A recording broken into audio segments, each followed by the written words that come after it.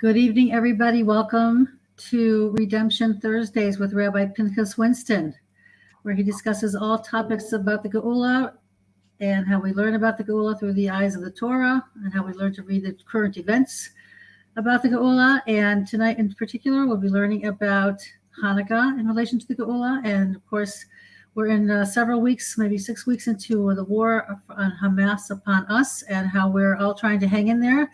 And just like the Maccabees of old who had a miracle to help them survive the war, we're all praying, helping each other out, doing chesed, doing good deeds, just trying to do everything we can to promote peace and harmony among ourselves, which is not so easy for a group of people, but also we want to bring as much light to the world as possible, and we pray that our hostages be released.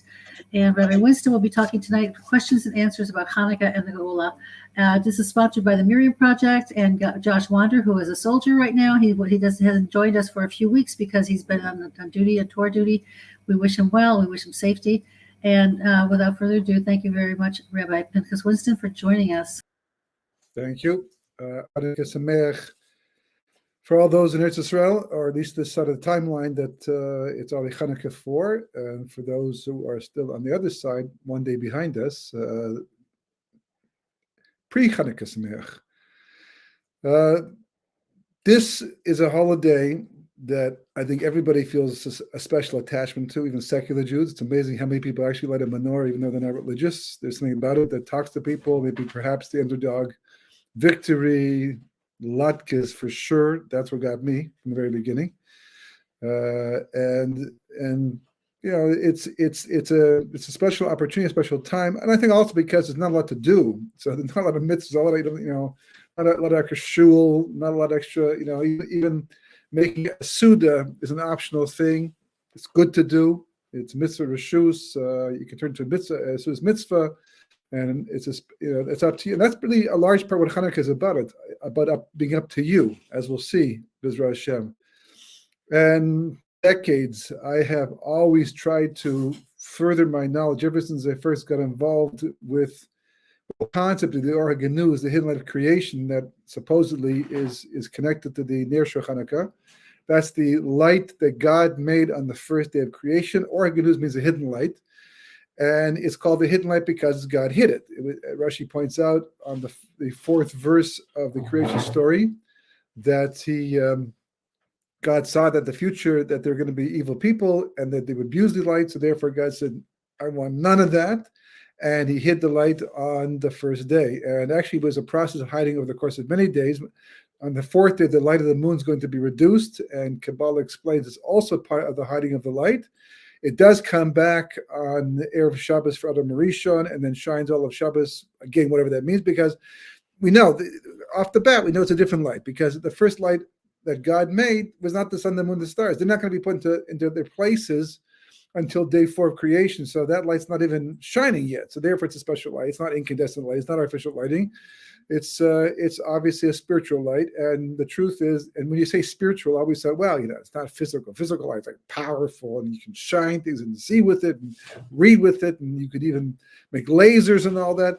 But the reality is the most powerful light in the world is spiritual light, because all the power that the physical world has emanates from the spiritual world. If it doesn't exist in the spiritual world, it won't exist in the physical world. If the koyach, the energy, the basis of anything that's going to happen in this world, if it's happening, it has to originate in the spiritual world. Just like you see a plant growing from the ground, you have to assume that it has roots, and the roots are inside the ground making the plant grow. If you just see a rootless plant, it's not going to last very long. Usually means it's on the way out, it's dying, it's separate from its roots. So anything in the physical world, by definition, has to be rooted in the spiritual world. And the Or HaGenuz is the root of everything, at least in this world. It's not the beginning of the story. The story begins even higher than the Or HaGenuz, but it's certainly the beginning of the story as much as we know from the Chumash and all that. And just one question off the bat, and that is, Rashi identifies himself as a Pashtan. A Pashtan is a commentator. He was obviously a very deep man who knew tremendous amounts of Torah. I don't know how much Kabbalah, because in those days Kabbalah wasn't as known or as accepted. But he was a genius of incredible proportions. But nevertheless, when it comes to Gemara and it comes to the Chumash, Rashi says, I'm a Pashtan, meaning I'm only interested in providing the most obvious explanation of the verse or the Gemara. There are layers, 100%. I know there are midrashim, but that's not my job. Other people can do that. The Or Chaim, a Kodesh, he goes deeper and brings Kabbalah and the Kliyakar, somewhere in between that. You have the Ramban also, who alludes to Kabbalistic ideas, but also calls himself a Pashtan because they're trying to smooth over the bumps. Sometimes Rashi will say, for example, in Parshas Korach at the beginning, because Korach, right? Rashi will explain and say, there's a lot of midrashim on this verse, and it's worth taking a look at, because otherwise you won't get the full story, understand. But I'm not bringing it down right now because it's not necessary for Pshat. So if you read the Torah, the third verse, V'yom Elokim yehi or v'hi or, God said let there be light, and there was light. And then some say Westinghouse, but that was later, right? And the fourth verse says, and God made a distinction in the light. He divided between the light and the darkness. He called the light day and the darkness night, which we're used to now. We understand that's the way it's supposed to be. And then he goes on, and Rashi, so the Torah goes on, and we don't need an explanation for that. It's quite obvious what we're talking about. Okay, maybe it doesn't mean to divide the light, but Rashi says that there's something going on here that you have to know as part of the pshat. And it's deep. It's not the simple explanation. So sometimes we can see that. We can see from the verse that and there's books that have been written called What's Bothering Rashi. The Sister Chachamim will explain to you what's bothering Rashi, what set Rashi off, why did Rashi feel the need to comment like this and say this particular point. But in this particular case, it's Kabbalistic. Rashi says, no, the light we're talking about is the primordial light, not the light of the sun, the moon, the stars, which is going to eventually be day and night. But this is a special light, and the division that God made was that he hid it from the evil people of history, meaning that God looked down the road in history, not that he had to do that, because for God, as we've said many times before, there's no such thing as past and future, but God, it's all present. God's not affected by time. He's above time. So it's not like he saw there are going to be Rishayim. For God, they already are if they're going to be, and there always was, because it's all one thing. Okay, but we're going by the simple explanation right now. And he says that I see there are going to be Rishayim in the future who are going to abuse this light potentially. So therefore, instead, what I'm going to do is I'm going to hide this light. It doesn't say where he's going to hide the light, but I'm going to hide this light for the tzaddikim lasid lavo. That's going to be a reward for the righteous people at the end of history, where there's no longer any evil people left over to abuse this light anyway. That's what Rashi explains on this particular verse. And we're all like scratching our heads saying, what compelled you? Why did you introduce this idea from the Gemara? Maybe because the Gemara talks about that, but the Gemara can. The Gemara goes into Agadates, Midrashim, but goes deep into things, not always Kabbalistically, but nonetheless pretty deep. And that's not your job. So why do you feel compelled to have to talk about the Or HaGanuz and the hiding of the light? So, there's lots of different explanations. Most things we just tend to take for granted. Rashi says it. That's what the Gemara says, and we follow. But first of all, just a simple question: how would it be possible for evil people to use this light, even if God didn't hide it? Because the same way, for example, if you take an evil person today, I mean, you could say it's part of the Or HaGanuz problem, but you see, like, everything that we perceive in reality, everything that we're able to look at and understand, is all based upon a certain perspective that we come into the situation with. My personal mabat, my personal outlook, my personal hashkafa, my personal experience is going to color the way I look at the world. So, evil people, they see something. A friend of mine once told me, before he became religious and he was traveling around Europe, and he decided to go visit the camps, and he took a tour with other people, some young men also like him on the same trip, didn't know them before, but they got to go know each other on the trip itself. And he was secular, so he wasn't going to keep, but he didn't have any obvious signs of being Jewish, although his name a little bit, but anyhow, so they went to the camps and people saw, and there wasn't much talking going on. Later on that night, they went to a bar together in Germany, with those big, huge wine metal cups, whatever they are. I always forget they're called. But anyhow, so they're sitting here and they're getting a little drunk with their beer, and one of them blurts out as they're sitting there that too bad Hitler didn't finish off the job. It was the first sign of anti-Semitism that he saw from this group the entire time. But that was an extreme one.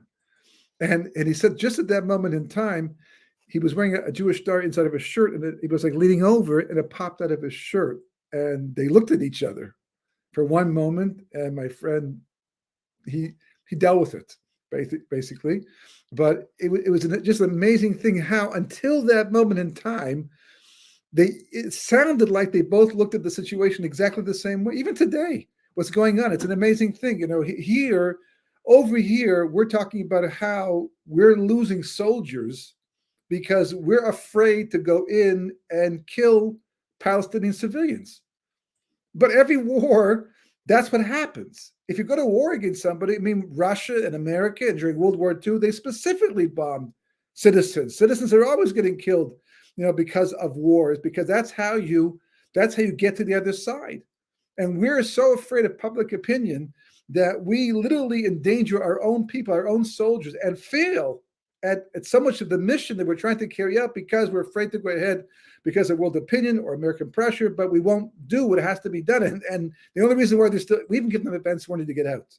And the only reason why they're still there is because Hamas themselves use them as human shields, depending upon Israel's fear of public opinion and their humanity to save themselves. It's like absolutely absurd. But my friend, the state said, none of that's coming out.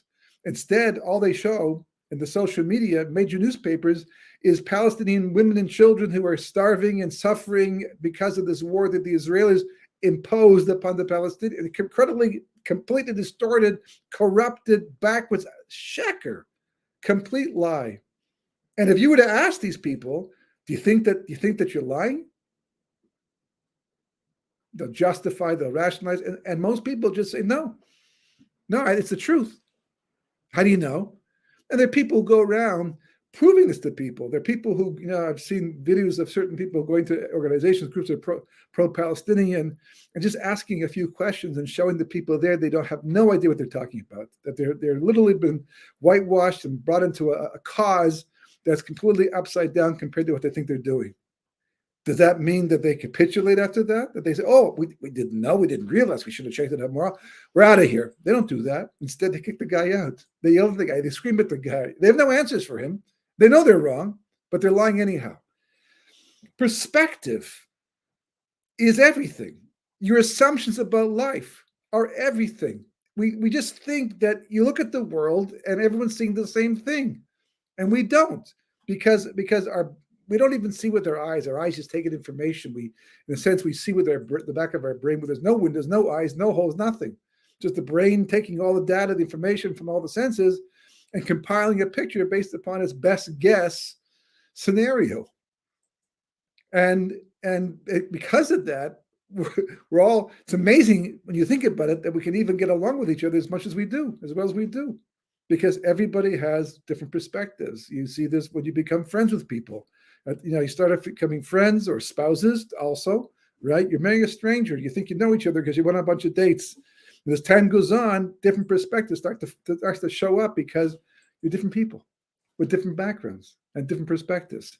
So by definition, a Russia would never be able to take advantage of the Or HaGanuz because of the fact that their own perspective blocks them from doing that.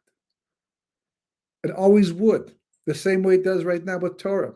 There's somebody who was a priest who, in order to make fun of Judaism and to discredit Judaism, pretended to be a convert and went through the whole process and found a teacher to go through the entire Talmud with. And he did. He went through, apparently, the whole Talmud and they wrote a book called The Folly of the Rabbis, making fun of the rabbis of the Gemara. Now, I've looked at the exact same Gemaras. I've seen all those Gemaras. I see some funny stuff, but only the stuff that Chazal want to be funny. The rest of it, I know there's deep things going on, and I've learned about some of those deep things, and quite frankly, I'm in awe, complete awe of the Gemara. To this very day, it just gets more awesome as you go through it, more and more and more. But he didn't see that. He saw dribble. He just saw things that didn't make sense. I've seen there was an anti-Semite. There's a site that has English Gemara on it. I think it's the Sensino English Gemara, and this person used the Gemara, and they would highlight. And she was a virulent anti-Semite. I eventually looked up in who she was, what she believed, and all that. Terrible anti-Semite. And you see how she takes pieces of the Gemara that I would easily use for a book or something, and to try to explain how the world works, and she's doing it instead to show how biased and how hypocritical and how racist the Jews are. She's completely wrong, but that's what she sees, because her whole mabat, her whole perspective, is built in such a way that it denies her the chance to see the truth.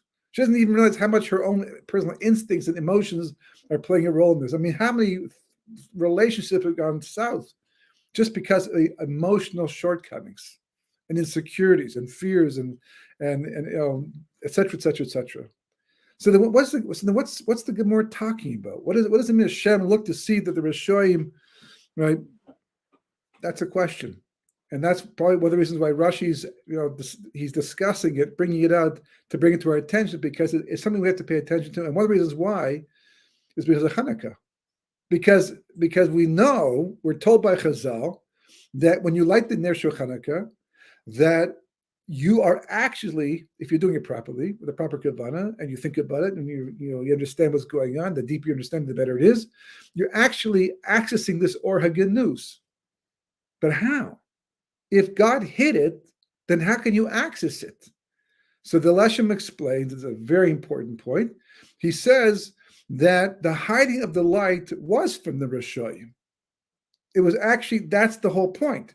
That the light, the main part of the light is still too powerful for us to use in our present form. For Adam Rishon, and even for Moshe Rabbeinu, it was easier to use it because they already are a much higher level. But for the average person, it's just too powerful. So we have an aspect of the light through Torah and mitzvahs. So the Leshem explains that the hiding was not hiding it completely, but the hiding means that you could only access it if you become the proper vessel to receive it. So we have to understand what that means, but that's what the hiding actually was. Now, what's interesting is that, there's actually Gemara, that just occurred to me not too long ago, but it's very similar. There's a Gemara. Rav Sheshes was blind. He was at the time of the Gemara, and he was blind. And there was once a big noise, a lot of like as if there was a whole procession coming of soldiers and trumpeters and things like that. And he was standing next to a particular, I think it was a Gentile, and actually maybe it was a Jew, but he wasn't Torah observant. And he turned to Rav Sheshes and said, "The king is coming." And Rav Sheshes says, "No, he's not." He says, "Well, let's see." Well, I mean, I'll see. I'll tell you, right? And sure enough, the procession comes. There's no king yet, and then some other component making less noise, but or trumpets, whatever.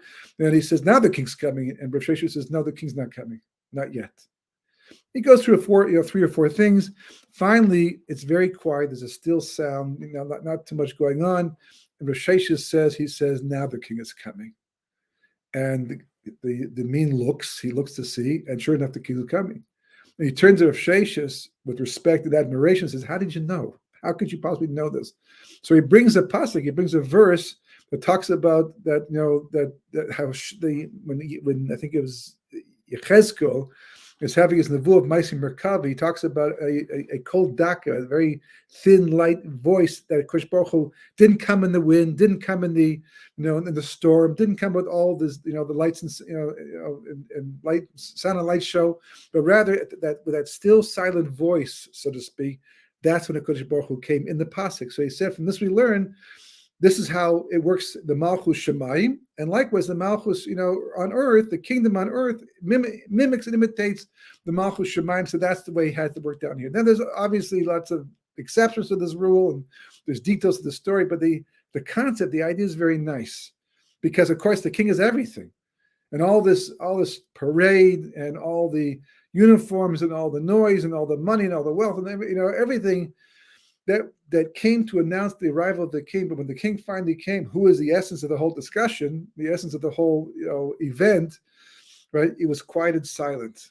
And I thought to myself, this is really what Chanukah is all about. You have Pesach makes a lot of noise. Shavuos makes a lot of noise. Sukkot also makes a lot of noise. And Yom Kippur, for sure, in its own way, makes a lot of noise. Rosh Hashanah, we have, so much to do. We talk about these things, ad infinitum, because there's so much to talk about, so much to learn. Yom Adin, and even Purim, which is rabbinic also nature, makes a lot of noise. It literally makes a lot of noise. You have a Rosh Hashanah that makes a lot of noise. You have people getting drunk and make a lot of noise. You have activities. You have people in the streets. It's a very pleasant noise, but nonetheless, there's a lot of fanfare. Chanukah, it's a still, silent voice. Just look at the candles burning, the menorah burning at nighttime outside, in the darkness inside the boxes. It's just such a beautiful sight. Walking to shul tonight, I love it. The more candles, the better it is. You just feel this tremendous sense of love for Hashem, and the mist is welling up inside of you. It just somehow gets to you without having to think it through.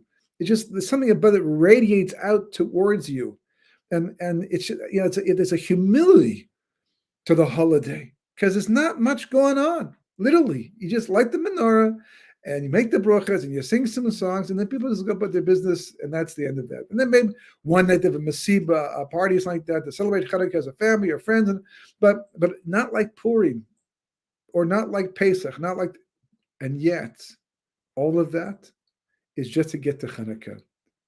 Most of us look at Chanukah as a holiday that just happened to come along at the end. We had already lost prophecy. Prophecy was long gone by the time of Purim, just after Purim, right? It's the time of the Greeks, and we had Bayis Sheni still. The Romans hadn't destroyed it yet. We had Bayis Sheni, but we didn't have the Arna Kodesh, didn't have the Prochas, the five holiest things we didn't have in the Beis Hamikdash. They remained hidden, like the Organuz itself, and it was more ceremonial than anything else. And that's all we had. The miracles of the first Beis Hamikdash that literally showed you that God was amongst the Jewish people, they weren't there. However, the Gemara does say, and assuming that it's also true of the second Beis Hamikdash as well, that they had the menorah. They lit the menorah. Every day they would light the menorah like they're supposed to, as the halacha was. The Kohen would light the menorah. And the Ner Maravi, the western candle of the menorah, had a miracle. It had a Chanukah miracle. We make a big deal about the fact that the oil burned for 7 extra days, but the truth is this miracle was going on every single day until the Greeks defiled the temple. We couldn't light the menorah anymore. Because it says, the Gemara, that the oil of that one particular candle, all the other candles, they would burn as long as they had oil for. But the Ner Maravi, the western candle, the six branch, menorah in the Beis Hamikdash, the most western candle, that you could take the fuel from that one to light all the others because it never dissipated, it never ran out. So it was already a Chanukah miracle. And then came the battle, and then we find the Shemin Zayis, and then we have this miracle. They didn't even know to make a holiday at first. That's what the Gemara says. After the military victory, we have to assume they made some type of celebration. I mean, it was something to celebrate. They get the Beis Hamikdash back, but they weren't concerned about things like that. More concerned about getting the menorah up and running, whatever business they could do again to fix the Beis Hamikdash. That was their concern. So celebration was not really a high priority, but nonetheless, do we make a chag for the whole nation? Because you have to give hoda'ah to Hashem. You have to give praise to Hashem. So we're obligated to do that much at least. Should this be a chag? Should this be a holiday? Well, we don't know. What about the military victory? I mean, lahavdil, look at Hamas, a small, tiny group of people compared to Israel, with far less weapons, with far less. They have. Really, the truth, they have the whole air world backing them in Persia, Iran and all that. But nonetheless, they are still considered to be the underdog of the entire thing. They're not really, if you take a look at it, but that's the way they look. And look how much damage they can do.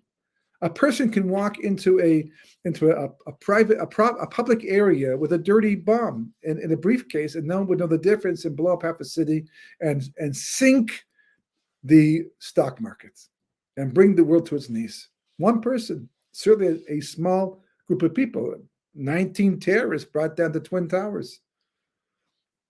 So, it's not the first time in history that a small group of people got lucky, so to speak. For sure it's Yeta the Shema. But is it like Purim type? Well, maybe it is. The last holiday that we established as a nation was Purim. We had prophets in those days who could tell us what to do and confirm what we thought or discount we were wrong about something. So at least we can do another Purim, kind of, right? Not exactly, but we can celebrate Chanukah like Purim. But when the Shemans, just finding the one jar of oil was a miracle, but that wasn't enough of a miracle to make a holiday. But when the Shemen Zayis burned 7 extra days, then they realized God was talking to them. That was like prophecy. That was God saying, nope, this is special. This is something that has to be made known to the nation and to the rest of the world for the rest of history. Because without it, you'll never make it to the end. So most people look at the Chanukah as like, it was the last. I mean, it's not Pesach. Pesach is a Torah holiday with the Korban Pesach and the Haggadah and the Seder and all that. And Shavuos is Man Matan Torah Seinu, and Sukkot, we build Sukkot and Lulav and Esrog and all that. And Yom Kippur we fast and we daven, and Rosh Hashanah we also daven, and we do and celebrate. And Chanukah is like, it's like, that last pat in the back before leaving the house, like that last instruction, so to speak. You got all the other main instructions, your book tucked away to your arm, and on the way, don't forget to do that too. That's like what? No. Everything else was the lead up to Chanukah, was the build up to Chanukah. So what is it? What if it seems like such a non-holiday. But that's exactly the point, because quite simply, that the more that's imposed upon us, the less we have to do. How does that work? By Pesach, I have to clean my house for Pesach. That's a lot of work. I don't do that for Chanukah, not even a little bit, right? I have to make a Seder, which is fun. I love it, right? But it's work. There's things to do. There's different things you have to have. And okay, Shavuos, is also not really much of a holiday, but at least it's big in terms of what the event that took place. And Sukkot, again, lots of mitzvahs, build a sukkah, even though the Gemara calls it a mitzvah kala, right? It's not so kala because there's lots to do, and you have to do lulav and esrog, and that costs money, and Chanukah is different, but those holidays, they impose things upon me. So I'm doing lots of things, but I'm not really doing it of my own volition. It's not me. I can make myself Moser Nefesh. I can be self-sacrificing. That's why the Gemara adds this idea of Hiddur Mitzvah, of beautifying the mitzvah. So spend a third more on your esrog than you otherwise would have spent, to show that you love the mitzvah and you appreciate what God gives to you. But the basic rule is that the more I have to do from the outside, the less I have to do from the inside. It's the same thing with Mashiach, by the way. Chazal point out that the earlier Mashiach comes, the more we have to do. The later he comes, the less we have to do. Why? Because as time goes on, we accumulate suffering, we accumulate exile. We've gone through 4 exiles. We received the Torah, we're doing mitzvahs. There's no question we're in bad shape because so many people are disenfranchised. And even those who are religious aren't doing exactly to the level they should. But nonetheless, we've gone through a lot. And so one opinion of the Gemara says that's like, it's like we paid our dues. But the reality is, and it's brought down, that Mashiach is going to come because God's going to bring him. We're not going to do it. So should we stop? No, don't stop trying. One thing has nothing to do with the other. Because we don't know, as God says to Moshe, build the Mishkan. Moshe says, I can't do it. God says, of course you can't do it. I'm going to do it. But I'm going to give you the credit for doing it. But I didn't do it. It doesn't make a difference. As long as you did your Mesiras Nefesh. In other words, despite the fact that we place so much emphasis on perfection and excellence and accomplishments, from God's perspective, A really is for effort, lefum tzara agra, according to the pain. That's what tzara means. Effort can be painful, but not all efforts are painful. According to the pain is the reward. Does not mean you have to go impose pain upon yourself. It's not that kind of a pain. So what kind of pain are we talking about? If you ask a person, okay, how do you know you have a soul? Nobody is going to tell you that they saw it. You can't. It's spiritual. It's invisible. Like God himself. So why do I believe I have a soul? Because I was told that that's true. It's a tradition. It's an emunah. It's a faith. I can't. There are things that I do that kind of confirm that I have a soul. For example, when I go against my instinct to be selfish, that's not coming from my body. That's coming from my soul, I think. So the people dispute that. They'll tell you, no, it's nature, nurture, all these different things, psychological pressure, things you're used to, chemical reactions in the brain. But I feel good doing a good thing. Well, that's because you were told that's good, and therefore your brain says, "Oh, we're doing a good thing now." Sends off endorphins, and whatever proof you want to bring, it's still going to be an emunah in the end because you can't see it really on the inside. And this is a deep Kabbalistic concept that goes all the way to the spheres as well. Very, very profound concept. You can be aware of it. You can sense it. You can know it's true. It's like a father who gives money to his son. When he goes to his father and his son, the son says to the father, "Can I have 50 shekels?" We're in Israel here, right? 50 shekels, and the father says, "Sure." Opens his wallet, takes the 50 shekels, and hands it to the son. The son knows it came from the father, right? If the son comes home looking for the father, but he's not there, and his mother instead gives him the 50 shekels, and she says, "Well, it's really from Abba. It's really from your father." He doesn't know for sure. He suspects it's true. Why not? And why should make up a story? But maybe she just wants to make her husband look good in her son's eyes. So you can't see it, right? But at least it's coming one step away from the father. So there's a good chance it's true. What happens if that money went through 5 different people and people you don't even know, and somehow he says, "Well, your father told us to give this money." How do you know my father? I don't. This guy does. Well, how does he know? I don't. So it's like there's still a possibility. You sense, because the word father was mentioned, you sense it, but it's distant, as if you can't confirm it. So the same thing with the soul, right? It's in there. We sense it. There are things about our lives that kind of like say that we do have it. But listen, there are a lot of people in this world who don't believe they have a soul. They see the exact same things that you and I see as well. And they have explanations for most of it, not things that make sense to me, quite frankly, but somehow they make sense to them because they want it to make sense to them. Because if there's no soul, there's no obligation to be moral. That's the easy way out. But the fact that they can do that is because of the fact that you can't see a soul. We have a concept in Judaism called Mesiras Nefesh. Mesiras Nefesh translates as self-sacrifice, meaning that you give up something you want for a higher cause. Or somebody else, but you're being selfless, not selfish.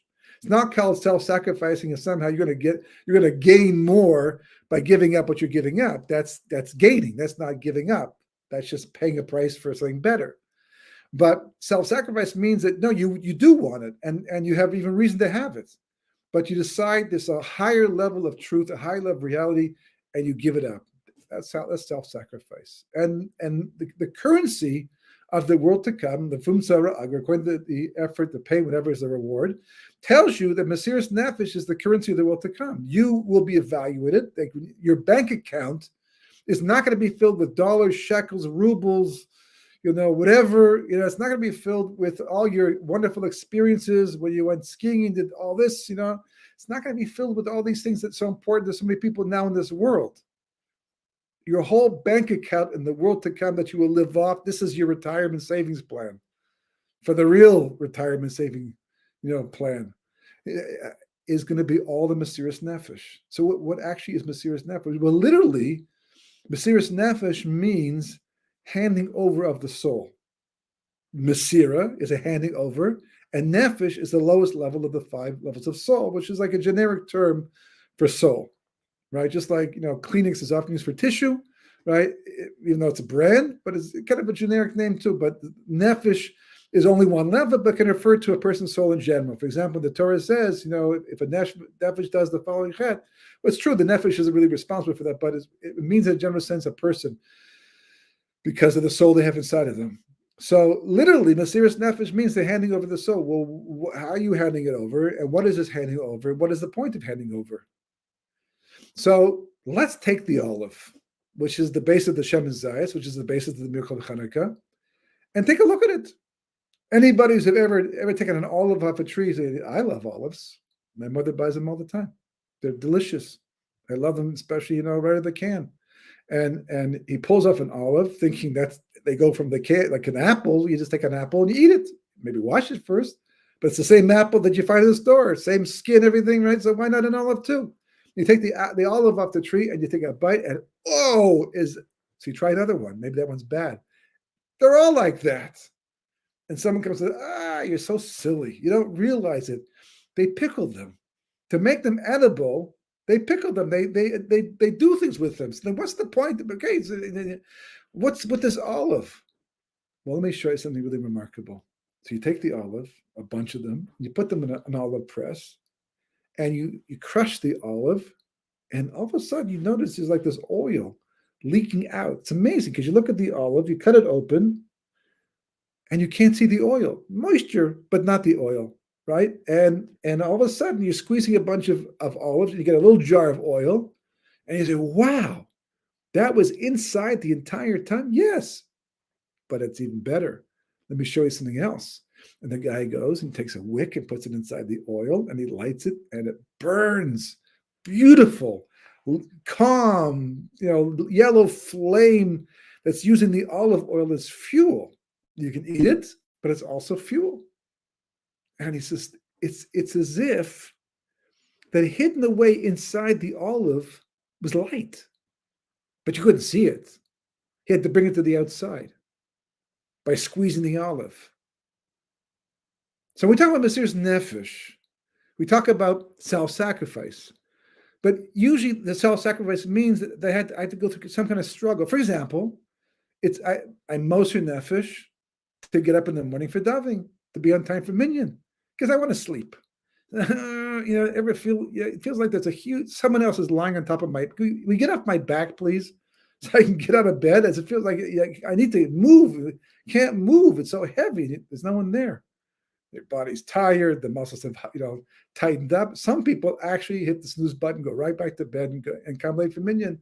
They wait until they feel so guilty they have to get in bed. Others fight and get up. One is Mesiras Nefesh, one's not Mesiras Nefesh. But it's like the squeezing of the body is like the squeezing of the olive.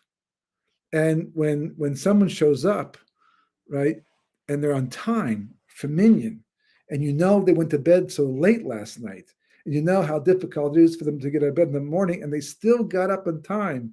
I've been there when people have said to somebody, whoa, what Mesiras Nefesh? Because they knew how difficult it was for this person to get up. Sometimes I've made minyanim on Shabbos morning for nates, and I had to ask people who don't usually daven nates necessarily to come. And I don't know if they're going to show up, and they show up. They get up at 3:30 or 4 o'clock on a Shabbos morning to be there in time, and you look at them and say, wow, that's Mesiras Nefesh. Even though I got up too, but I'm used to that, but they're not. So that's Mesiras Nefesh. So why not just call it self-sacrifice? Because you're handing over the nefesh. In other words, the mesira, the handing over part, is the taking of the nefesh from the inside of the body where it's hidden, and doing something that's like squeezing the olives, which is the pressure that the mitzvah creates by fighting against the Yetzer Hara. And then you do the act, and hopefully sincerely. The more sincerely the more this is true. And all of a sudden, on the outside is the nefesh. Mesiras Nefesh, what we call self-sacrifice, is really the handing over of the soul from the inside to the outside, just like we did with the olive itself. Well, that sounds very familiar. Isn't that true about the Or HaGanuz? Isn't that, Pesach comes along much later in history to do with Mitzrayim, right? In the year 2448 from creation, 1313 BCE.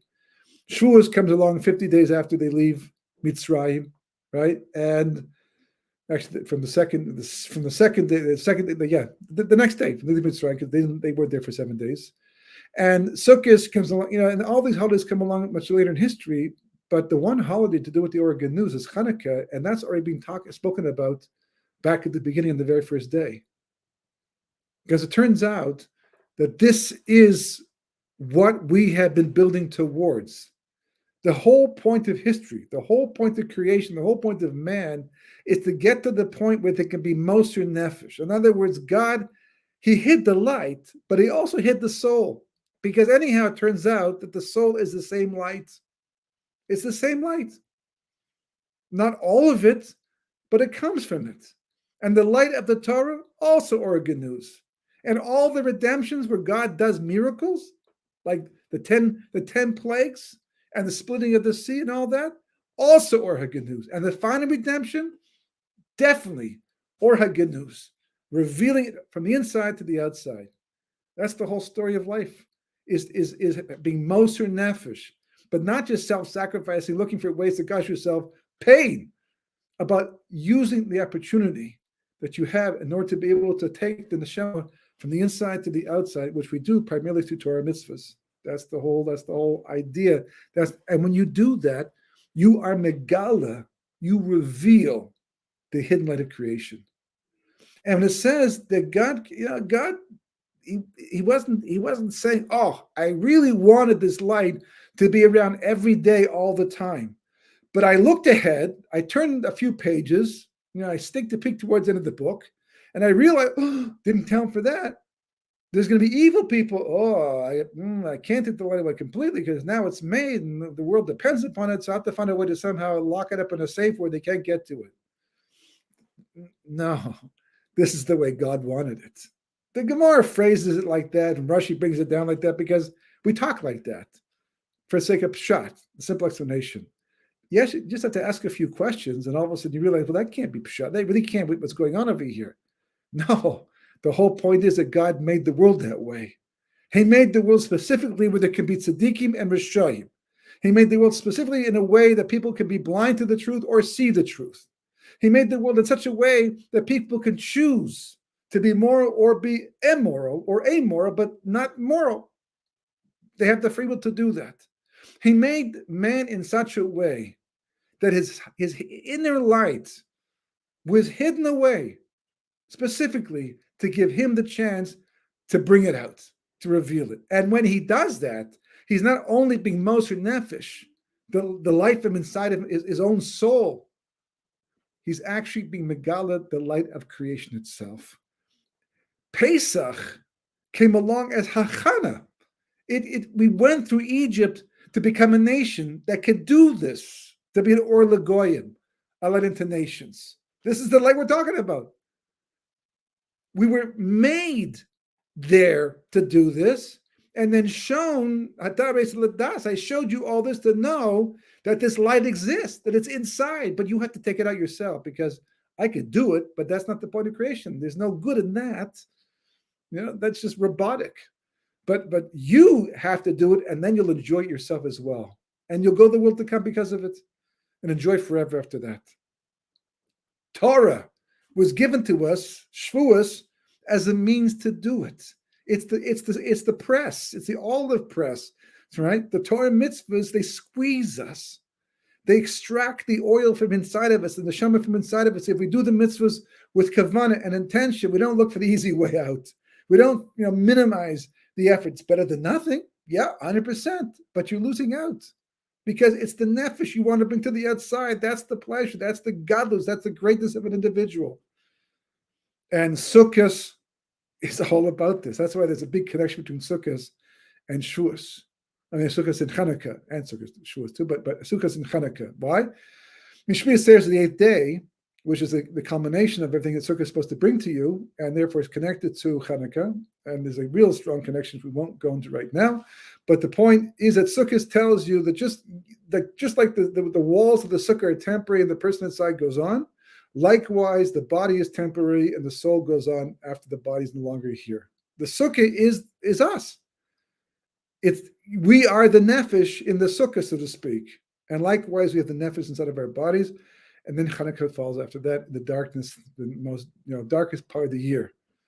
It comes out because it's always darkest before the dawn, as they say. You need the darkness to realize you need the light. And that's the most important part of all. So the lights were being dimmed from day one of creation, and more dimmed, and more dimmed. Okay, there's a base of mikdash in the beginning, but it's all part of the preparation, all part of the hachana to make it possible.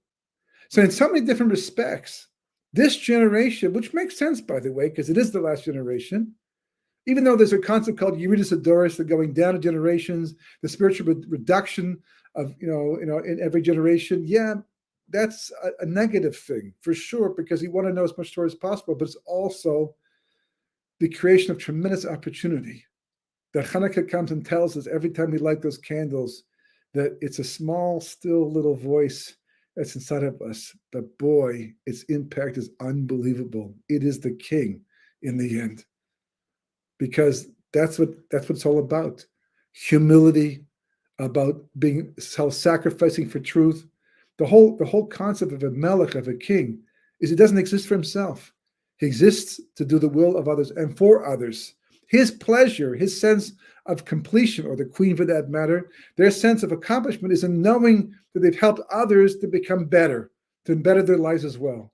They give themselves over completely, which is why the word melech is the same word as the word lechem, which means for you, for others in the end. And that's the soul inside of us. So, when we're able to understand that and realize the truth of it and the advantage of it and why it's what life is all about, we achieve freedom. That's what the cheres is. It's not just that the Chashmonaim defeated the Greeks. It's that spirituality defeated nature as well. And it was God's way of saying that if you are Moshe Nefesh, if you're prepared to squeeze yourself, so to speak, to reveal your inner light to the outside, I'll make up the difference. I will wow you. I will do things for you that you could never have imagined, like oil burning for 7 extra days. And that's just the beginning of it. And here we are, so close to the end of history, close to what we probably even know. We probably even think.